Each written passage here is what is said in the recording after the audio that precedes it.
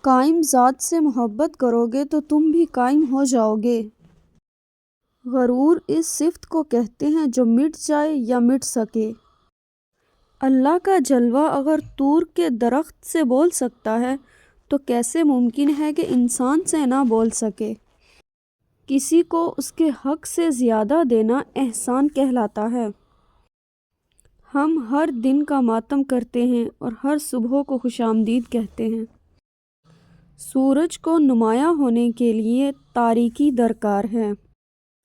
علم اور عمل کے درمیان فاصلہ کم کرنا شریعت بھی ہے اور ولایت بھی۔ اگر مرتبہ مل جائے اور استعداد نہ ہو تو اس سے بڑی آزمائش کوئی نہیں۔ خوراک تھوڑی کھائی تو طاقت ملے گی، وہی خوراک زیادہ کھائے تو طاقت چھن جائے گی۔ چھوٹی نیکی کو کبھی چھوٹی نیکی نہ سمجھنا اور چھوٹے گناہ کو کبھی چھوٹا گناہ نہ سمجھنا۔ جس کو آپ یاد کر رہے ہیں وہ بھی کسی نہ کسی صورت آپ کو یاد کر رہا ہے۔ اگر علم عمل کا شاہد نہ ہو تو وہ علم حجاب اکبر ہے۔